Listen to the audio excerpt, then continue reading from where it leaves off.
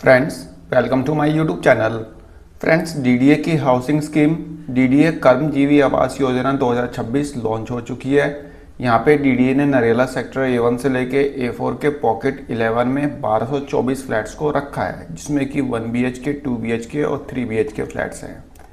इस स्कीम से related DDA ने अपना सर्कुलर ऑलरेडी रिलीज कर दिया था। अब डीडीए ने इस स्कीम से रिलेटेड अपना ब्रोशर भी रिलीज कर दिया है।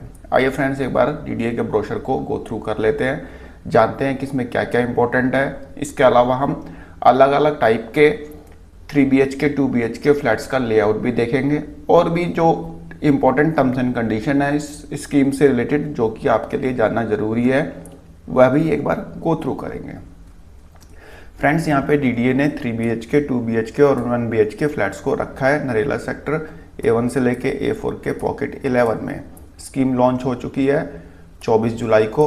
ब्रोशर डाउनलोड होना स्टार्ट हो गया है 24 जुलाई से और रजिस्ट्रेशन भी स्टार्ट हो गए हैं 24 जुलाई से। फ्लैट की बुकिंग होगी 15 अगस्त शनिवार के दिन दोपहर 12 बजे से। ठीक है, इससे पहले आप रजिस्ट्रेशन वगैरह का काम कंप्लीट करेंगे। सबसे पहले अपना जो पैन नंबर है, पैन नंबर से डीडीए के पोर्टल पे अपना लॉगिन क्रेडेंशियल जनरेट करेंगे। User name password, user name तो आपका पैन नंबर ही होगा और पासवर्ड आप जनरेट करके सबसे पहले डीडीए के पोर्टल पे रजिस्ट्रेशन कराएंगे। देन उसके बाद 2500 रुपये रजिस्ट्रेशन अमाउंट पे करके अपने आप को एलिजिबल करेंगे फर्स्ट कम फर्स्ट सर्व में बुकिंग के लिए।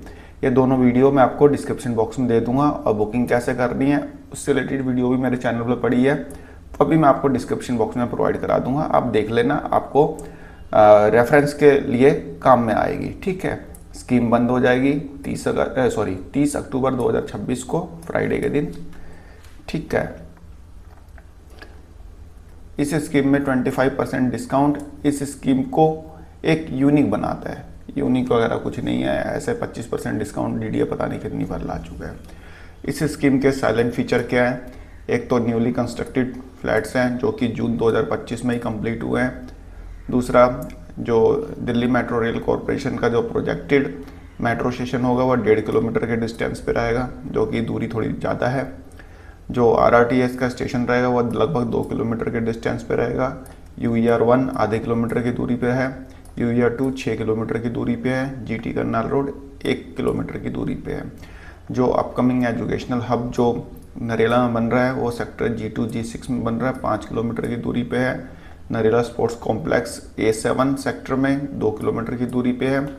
Multi sports integrated stadium and sport complex लगभग 9 किलोमीटर की दूरी पे है। ममूरपुर सिटी फॉरेस्ट जो है इस प्रोजेक्ट से लगता हुआ है, सटा हुआ है मतलब। ठीक है, एलिजिबिलिटी क्या होनी चाहिए? आप इंडिया के सिटीजन होने चाहिए, आपकी उम्र 18 साल कंप्लीट होनी चाहिए, तभी आप इस स्कीम में पार्टिसिपेट कर सकते हैं।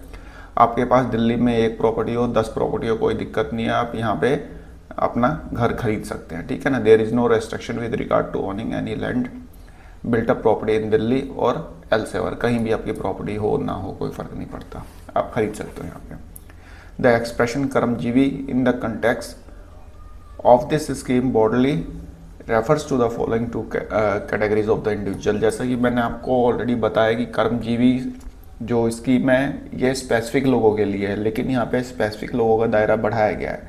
यहाँ पे 2 कैटेगरी को यहाँ पे डीडीए शामिल करता है। पहली कैटेगरी वो है जो कि सरकारी नौकरी में है या फिर रिटायर हो चुके हैं गवर्नमेंट जॉब से। वह किसी भी सरकारी विभाग में, किसी भी स्टेट गवर्नमेंट, किसी भी PSU, किसी भी बैंक, किसी भी यूनिवर्सिटीज़, किसी भी गवर्नमेंट हॉस्पिटल वगैरह में काम करते हों या फिर रिटायर हो चुके हों, वे लोग यहाँ पे पार्टिसिपेट कर सकते हैं। या फिर professionally qualified person. Professionally qualified person मतलब कोई भी प्राइवेट नौकरी करने वाला। ठीक है, कोई भी का मतलब ऐसा नहीं है कि फैक्ट्री में काम करने वाला मजदूर। ठीक है, कोई भी प्राइवेट नौकरी करने वाला, बोले तो किसी भी प्राइवेट हॉस्पिटल में डॉक्टर हो। ठीक है, प्राइवेट हॉस्पिटल में हो या फिर अपना क्लिनिक चलाते हो। सेल्फ एम्प्लॉयड एंड सैलरीड दोनों लिखा है।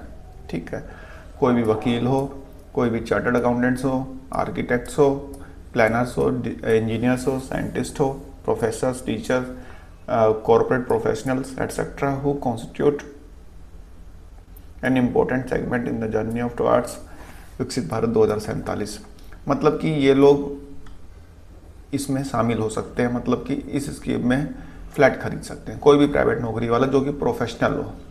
ठीक है, प्रोफेशनल डिग्री ले रखी हो जिसने, क्योंकि डिग्री की जो क्वालिफिकेशन है, आपकी डिग्री की कॉपी भी यहाँ पे अपलोड करनी होगी। While filling up the application form at the time of booking, an applicant shall have to upload the following documents। भाई अपलोड करना होगा एक बुकिंग के समय, जिसमें कि आप पता चले कि आप कर्मजीवी हो। कर्मजीवी मतलब प्रोफेशनल हो या फिर गवर्नमेंट जॉब वाले हो, ठीक है। जो गवर्नमेंट जॉब वाले हैं वे ये दोनों मतलब अपलोड करेंगे, ठीक है। ये दोनों मतलब या तो उनका गवर्नमेंट का आईडी कार्ड हो या फिर उनकी सैलरी स्लिप या टीडीएस सर्टिफिकेट हो, दोनों में से दोनों के दोनों अपलोड करने होंगे, ठीक है। देखिए आपके पास आईडी कार्ड तो होगा ही होगा, सैलरी स्लिप मिलती होगी वो भी अपलोड करनी होगी, ठीक है। सैलरी स्लिप नहीं मिलती कोई दिक्कत नहीं है, फॉर्म 16 तो मिलता है ना साल में एक बार, ठीक है। तो गवर्नमेंट एम्प्लॉयज़ के लिए दोनों चीज़ें कंपलसरी है अपलोड करना, दोनों मतलब जो ये है दोनों चीज़ों की एक सिंगल पीडीएफ बना के रख लेंगे, उसी को अपलोड करेंगे, ठीक है। और जो प्राइवेट जॉब वाले हैं वे अपनी प्रोफेशनल डिग्री अपलोड करेंगे और उन्हें जो भी सर्टिफिकेट मिला है, जैसे कि सीए इंस्टीट्यूट की तरफ से मिला है और मेडिकल काउंसिल की तरफ से मिला है, जो भी प्रोफेशनल हो अपना मतलब एक तो जो प्रोफेशनल डिग्री जो उनकी क्वालिफिकेशन है, जैसे कि उन्होंने एमबीबीएस किया है उसकी डिग्री होगी, बीटेक किया है उसकी डिग्री होगी वो, और ये जो भी उनके इंस्टीट्यूट की तरफ से मिला है वह दोनों अपलोड करेंगे। या ये दोनों यदि नहीं है, मतलब कि ये दोनों अपलोड नहीं करते तो या फिर तो आप अपनी इनकम टैक्स के रिटर्न अपलोड कर सकते हैं। ये सब चीज़ें मैं कल आपको ऑलरेडी बता चुका हूँ, ठीक है। या अपना आईडी कार्ड हो वो अपलोड कर सकते हैं, ठीक है। जब आप बुकिंग करेंगे तभी ज़रूरत पड़ेगी, ठीक है, जैसा कि ये बता रहे हैं। इसके अलावा आपके नाम पे सेविंग अकाउंट होना चाहिए, ये ज़रूरी है। जब भी आप एप्लीकेशन फिल करेंगे तो आपसे आपकी सेविंग अकाउंट की डिटेल मांगी जाएगी। दूसरा, आपके पास पैन नंबर होना ज़रूरी है। जो भी दिव्यांगजन यहाँ पे भरेंगे यहाँ पे फॉर्म, तो वो जॉइंट एप्लीकेंट बना सकते हैं, लेकिन जो जॉइंट एप्लीकेंट होगा वो उनके अपने फैमिली से होना चाहिए। इसके अलावा डीडीए यहाँ पे बोलता है कि आप को एप्लीकेंट बनाना चाहते हैं, कोई दिक्कत नहीं है, आप बाद में भी बना सकते हैं, कोई ऐसी दिक्कत नहीं है। लेकिन आपको प्रेफर किया जाता है कि जब आप एप्लीकेशन भरें उसी समय अपने जो को एप्लीकेंट है उनका नाम वगैरह डाल के को एप्लीकेंट ऐड कर लें, क्योंकि बहुत लोग जब एप्लीकेशन भरते हैं तो को एप्लीकेंट इसलिए नहीं बनाते ना, क्योंकि उस समय बुकिंग बहुत तेज़ी से हो रही होती है, लोगों को अपना मनपसंद फ्लैट अपने हाथ से ना चला जाए, इसलिए लोग वहाँ पे को एप्लीकेंट ऐड नहीं करते और फटाफट फ्लैट को सिलेक्ट करने के चक्कर में को एप्लीकेंट बोलते हैं चलो यार बाद में एफिडेविट वगैरह लगा के बना देंगे। तो लेकिन डीडीए यहाँ पे बोलता है कि आपको प्रेफर करना चाहिए कि पहले शुरू में ही बना लें। भाई ज़रूरी नहीं है बाद में बना लेना, कोई ऐसी दिक्कत वाली बात नहीं है। पहले अपना फ्लैट बुक करना, फर्स्ट कम फर्स्ट सर्व है। एलआईजी की तरफ ज़्यादा थोड़ी मारामारी रहती है, बाकी तो एमआईजी और एचआईजी तो इतना ज़्यादा नरेला में कौन पूछने जा रहा है, ठीक है। मतलब आराम से बिकते हैं, कहने का मतलब कोई बहुत ज़्यादा जल्दबाजी नहीं होती। इसमें डीडीए बोलता है कि interested person are required to visit DDA Awas portal. भाई डीडीए के आवास पोर्टल, यानी कि इस पोर्टल पे जाके सबसे पहले आपको अपना पैन नंबर रजिस्टर्ड करना होगा और जो अपना यूज़र नेम पासवर्ड वगैरह क्रिएट करके 2500 रुपये की पेमेंट करके अब अपने को तैयार करेंगे कि हाँ भाई आप अब फर्स्ट कम फर्स्ट सर्व के लिए एलिजिबल हो गए हैं। जो लोग पहले से मतलब रजिस्टर्ड हैं, जिन्होंने 2500 रुपये की पेमेंट कर रखी है, उन्हें दोबारा से पे करने की ज़रूरत नहीं है, वे वैसे ही यहाँ पे अप्लाई कर सकते हैं। Applicants already registered on Awas portal are not required to pay the registration fees again. दोबारा से नहीं पे करने की ज़रूरत। ये जो स्कीम जो है फर्स्ट कम फर्स्ट सर्व है, यानी कि पहले आओ पहले पाओ। तो भाई यदि इन्वेंट्री खत्म हो जाती है तो 30 तारीख से पहले भी ये स्कीम बंद हो जाएगी, ठीक है ना, नहीं तो 30 तारीख तक तो खुली रहेगी, 30 अक्टूबर तक। Desirous person can apply online, इस वेबसाइट के थ्रू आपको अप्लाई करना होगा and subject to the eligibility condition and availability of flat under the relevant phase of the scheme shall have the option to book the specific flat on a first come first serve basis. It may be noted that the applicants have to upload documentary proof. भाई documentary evidence आपको upload करना होगा, मतलब कि आप professional है तो आपके या तो ITR अपनी अपलोड कर दो, ठीक है, ITR भी अपलोड कर दोगे तब भी चल जाएगा, ठीक है। बाकी आप जिस कंपनी में काम करते हैं, मान लीजिए कोई TCS में काम करता है, कोई विप्रो में काम करता है, सॉफ्टवेयर इंजीनियर है, तो वहाँ का आपका ID कार्ड होगा, क्योंकि एम्प्लॉइज़ को ID कार्ड इशू किए जाते हैं, तो आप वो भी अपलोड कर देंगे तो चलेगा, ठीक है।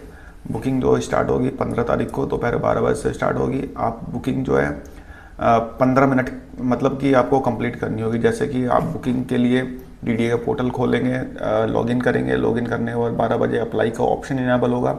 मैंने कई वीडियो डाल रखी है, आप देख लेना, ठीक है ना, कोई दिक्कत नहीं आएगी आपको। जैसे ही आप अप्लाई के बटन पे क्लिक करेंगे, आपसे कुछ डिटेल्स पूछी जाएंगी, आपका bank account number, father name, ये सब पूछेगा डीडीए। और आपको जैसे कि डीडीए बता रहा है कि यहाँ पे आपको जो क्वालिफिकेशन से रिलेटेड डॉक्यूमेंट्स भी अपलोड करने होंगे, तो वो आप कर लेना। पहले डीडीए ने कभी नहीं ऐसा पूछा है, ना कभी मांगा है। तो ये सब अपलोड करके आप आगे बढ़ेंगे तो डीडीए का पोर्टल पे आपको फ्लैट दिखाई देंगे, ठीक है। यहाँ पे बने होंगे 1 नंबर, 2 नंबर, 3 नंबर ऐसे, और यहाँ पे floor wise, first floor, second floor, third floor. तो जो भी फ्लैट आप सेलेक्ट करेंगे ना, जैसे आपने इस पर क्लिक कर दिया, ठीक है, क्लिक कर दिया तो 15 मिनट के लिए फ्लैट आपका हो गया। 15 मिनट के अंदर अंदर आपको बुकिंग अमाउंट पे करना है। यदि आपने बुकिंग अमाउंट पे कर दिया 15 मिनट के अंदर अंदर, तो फ्लैट आपके नाम पे रिजर्व हो जाएगा। नहीं पे कर पाए तो 15 मिनट बाद ये फ्लैट दूसरे के पास भी जा सकता है, ठीक है। आप नेट बैंकिंग, डेबिट कार्ड के थ्रू पेमेंट कर सकते हैं, यूपीआई के थ्रू नहीं कर सकते, किसी के भी अकाउंट से पेमेंट कर सकते हैं, ठीक है। ऐसा नहीं है कि आपको अपने अकाउंट से ही करना है, ठीक है। 3 BHK के लिए 10 लाख रुपए बुकिंग अमाउंट, 2 BHK के लिए 4 लाख और 1 BHK के लिए 50,000 रुपये बुकिंग अमाउंट, ठीक है। आप इस फ्लैट को एक बार बुक करने के बाद सरेंडर नहीं कर सकते। सरेंडर करोगे तो आपका पूरा अमाउंट फॉरफिट कर लिया जाएगा। पेमेंट जो है 60 दिन के अंदर अंदर करनी होगी। जैसे कि आपने फ्लैट बुक किया तो 1 हफ्ते के अंदर अंदर, जैसे कि डीडीए बोल रहा है, आपको डिमांड लेटर इशू कर देगा। डिमांड लेटर इशू करने के बाद, मतलब जिस तारीख को डिमांड लेटर इशू होगा, आपको 60 दिन का टाइम मिलेगा। 60 दिन के अंदर अंदर पेमेंट करनी है। नहीं कर पाए कोई दिक्कत नहीं है, 30 दिन का टाइम और दे दिया जाएगा। और लेकिन उस पर डीडीए आपसे 10% पर एन्यूम का इंटरेस्ट चार्ज करेगा, ठीक है। और आपको 90 दिन के अंदर अंदर पेमेंट कर देनी है, नहीं तो डीडीए आपका अलॉटमेंट जो है कैंसिल कर देगा।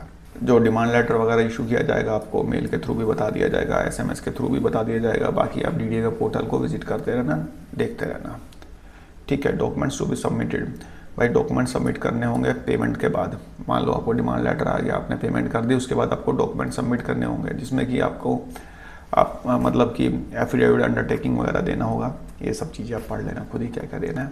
As proof, PAN card, TDS certificate. TDS certificate तो आपके एमआईजी और एचआईजी पे एप्लीकेबल होगा, एलआईजी पे नहीं होगा, ठीक है। तो वहाँ पे आपको टीडीएस पे करने की ज़रूरत नहीं है। इसके अलावा इसमें आपके डिमांड लेटर पे वाटर कनेक्शन चार्जेस के 2000 रुपये और जुड़ के आएंगे। Method of payment of demand amount, by demanded amount, जो आपका डिमांडेड अमाउंट होगा उसकी पेमेंट आप अपने अकाउंट से, अपने स्पाउस के अकाउंट से, या अपने जो ब्लड रिलेशन में जो रिलेटिव्स हैं उनके अकाउंट से कर सकते हैं, स्पेसिफिक रिलेटिव्स, ठीक है। जैसे कि आप हो गए, आपके पापा हो गए, आपकी मम्मी हो गई, आपका बेटा हो गया, बेटी हो गई, इनके अकाउंट से आप पे कर सकते हो, ठीक है। जिनके साथ आप अपना रिलेशनशिप प्रूफ कर सको। ध्यान रखना, डीडीए उससे रिलेटेड डॉक्यूमेंट्स मांगता है, ये नहीं कि किसी दोस्त के अकाउंट से कर दें, ठीक है ना। ये देख लो किन के अकाउंट से कर सकते हैं, ये सारी डिटेल दी हुई है, पढ़ लेना, ठीक है। जो आप डीडीए को पेमेंट करेंगे, चालान जनरेट करके करेंगे, इसके बारे में मैं ऑलरेडी बता चुका हूँ। चालान कैसे जनरेट करना है ये मैं आपको सब कुछ बता चुका हूँ। आप इस पर लोन ले सकते हैं, ठीक है, लोन लेके भी पेमेंट कर सकते हैं, ठीक है। उसके अलावा इसमें आप कुछ अल्ट्रेशन नहीं करा सकते, लेकिन 2 फ्लैट यदि अगल बगल वाले 2 फ्लैट लेते हो, मान लीजिए एक ये ले लिया, एक ये ले लिया, तो एक दरवाजे के थ्रू इनको जोड़ सकते हो, ठीक है। इसके अलावा इसमें आपसे कॉर्पस फंड लिया जाएगा।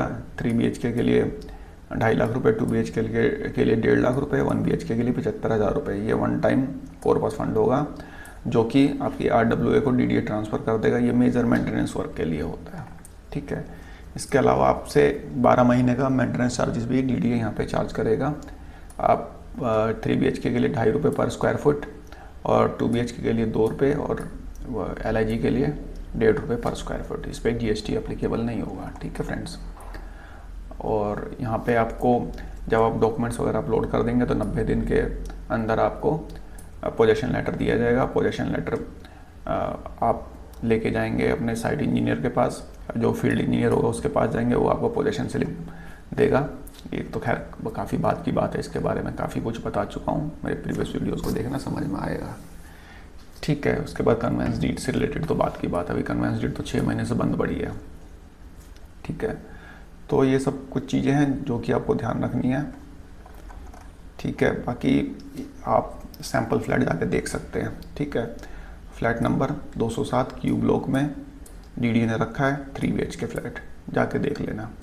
2 BHK ब्लॉक ए में 202 नंबर, 1 BHK वाई ब्लॉक में 223 नंबर। देखना ज़रूर है, बिना देखे बुकिंग मत करना, पहले बता दे रहा हूँ। अब देख लेते हैं इन फ्लैट्स का लेआउट। ये तो मैं आपको ऑलरेडी बता चुका हूँ क्या कॉस्ट है, कौन कौन से ब्लॉक में है। ठीक है, 1 BHK 384 फ्लैट्स हैं, 2 BHK यानी कि MIG फ्लैट 432 हैं और 3 BHK 408 फ्लैट्स रखे हैं। Y block, ABC block, QRS block, ये इनका एरिया जो बालकनी सहित स्क्वायर मीटर में। ठीक है, ये इनका अमाउंट कितने अमाउंट का है और ये 25% डिस्काउंट देने के बाद आपको इतने के पड़ेंगे फ्लैट्स। ठीक है, इसके अकॉर्डिंग आप देख लेना। इसमें आपको पार्किंग भी मिलेगी, जो 1 BHK में 5.76 स्क्वायर मीटर की पार्किंग है, रिजर्व पार्किंग मिलेगी। 2 BHK में 11.52 स्क्वायर मीटर की पार्किंग है, 3 BHK में 23.04 स्क्वायर मीटर की पार्किंग है। अब देखिए ये लेआउट देखिए, ये जो है आपका 3 BHK फ्लैट है। 3 BHK फ्लैट भी कई तरह के हैं। देखिए यहाँ से एंट्री है। ठीक है, यहाँ पे फ़र्क मैं बता देता हूँ। ये आपका पहले देख लीजिए, लिविंग रूम है, ये एक बेडरूम है, ये दूसरा बेडरूम है, ये मास्टर बेडरूम है। ठीक है, ये टॉयलेट, एक टॉयलेट है। मतलब कि HIG फ्लैट्स में आपको 3 बेडरूम मिलेंगे, 3 टॉयलेट मिलेंगे, मतलब लिविंग रूम मिलेगा। ठीक है, एक किचन मिलेगा और यहाँ पे बालकनी देखिए, मास्टर बेडरूम के साथ बालकनी है, यहाँ पे लिविंग रूम के साथ बालकनी है। आपको जो फ़र्क मिलेगा ना बालकनी का मिलेगा। ठीक है, यहाँ पे बालकनी है 2, 1 2, तीसरा किचन के साथ तो सब में मिलेगी। ठीक है, फ़र्क मैं आपको दिखाता हूँ क्या है। अब यहाँ पे 2 बालकनी है, एक मास्टर बेडरूम के साथ, एक लिविंग रूम के साथ।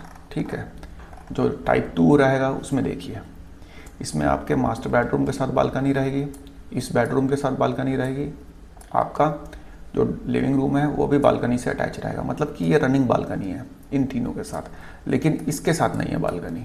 ठीक है ना, इस बेडरूम के साथ। तो आप मास्टर बेडरूम से यहाँ बालकनी में आ सकते हैं, यहाँ से आप इस बेडरूम में जा सकते हैं, यहाँ से आप इस बेडरूम में जा सकते हैं। ठीक है, एक तो ये हो गया टाइप 2। ये हो गया टाइप 3। टाइप 3 में देखिए आपके इस बेडरूम के साथ बालकनी नहीं है। ठीक है, यहाँ पे मास्टर बेडरूम के साथ बालकनी है, लिविंग रूम के साथ बालकनी है, इस बेडरूम के साथ बालकनी है। ठीक है फ्रेंड्स, और ये हो गया टाइप 4। इसमें आपको रनिंग बालकनी मिलेगी। इस मास्टर बेडरूम से यहाँ से बाहर आए बालकनी में और ये आप यहाँ तक आ सकते हैं। आपके इस बेडरूम के साथ भी बालकनी है, लिविंग जो रूम है उसके साथ भी बालकनी है, और जो ये बेडरूम है इसके साथ भी बालकनी है। ये रनिंग बालकनी वाला मतलब फ्लैट है, तो इसकी कॉस्ट भी ज़्यादा है। ठीक है फ्रेंड्स, इसके अलावा टाइप 5 देखिए, इसमें आपको बालकनी मिलेगी एक आपके लिविंग रूम के साथ, एक मास्टर बेडरूम के साथ। ठीक है फ्रेंड्स, तो यहाँ पे ये टाइप 5 का 3 BHK फ्लैट है। अभी आगे हम 2 BHK फ्लैट में। 2 BHK फ्लैट आप देखेंगे, यहाँ पे एंट्री है, यहाँ पे आपका लिविंग रूम आ गया, यहाँ पे आपका बेडरूम आ गया, यहाँ पे आपका मास्टर बेडरूम आ गया, लिविंग रूम के साथ एक बालकनी है, मास्टर बेडरूम के साथ ये बालकनी है। ठीक है, तो ये जो है 2 बालकनी है, तीसरी आपकी किचन के साथ है। किचन के साथ तो आपको सब में मिलेगी। ठीक है फ्रेंड्स, और आप देखेंगे यहाँ पे आपको टाइप 2 का है, यहाँ पे आपके लिविंग रूम के साथ बालकनी है, यहाँ पे आपके मास्टर बेडरूम के साथ बालकनी है। ठीक है, और यहाँ पे टाइप 3 में देखेंगे, ये देखिए रनिंग बालकनी है, तीनों के साथ है ना। आपके लिविंग रूम के साथ भी है, बेडरूम के साथ भी है, मास्टर बेडरूम के साथ भी है। तो ये रनिंग बालकनी वाला है। ये हो गया हमारा 1 BHK फ्लैट है। 1 BHK फ्लैट में आपके लिविंग रूम और बेडरूम के साथ दोनों के साथ बालकनी है। ठीक है, रनिंग बालकनी है। तो ये यहाँ पे फ़र्क है, और ये अक्षर वगैरह दिए हुए हैं, ये जब आप मतलब फ्लैट ले लेंगे, पेमेंट कर देंगे, उसके बाद इनकी ज़रूरत पड़ेगी। ठीक है फ्रेंड्स, अभी DDA से रिलेटेड फ्लैट नंबर वगैरह भी निकालेगा। ठीक है, जिसमें आपको पहले से ही पता चल जाएगा कि रनिंग बालकनी वाला कौन सा है और दूसरा कौन सा है। अभी सारी डिटेल DDA देगा। तो 15 अगस्त बहुत दूर है, इससे पहले DDA काफ़ी चीज़ें निकालेगा इनसे रिलेटेड। ठीक है, जब तक आप आराम से विजिट करके आना, देखना। बाकी विजिट तो मैं कराऊँगा ही कराऊँगा, जैसे कि मैंने पॉकेट 6 का, पॉकेट 9 का, पॉकेट 13 का, पॉकेट 3 का, पॉकेट 4 का, सारी विजिट तो करा ही रखी है, इसकी भी करा देंगे। ठीक है फ्रेंड्स, तो फ्रेंड्स एक छोटी सी इन्फॉर्मेशन थी, आई होप आपको पसंद आई होगी। धन्यवाद, नमस्कार।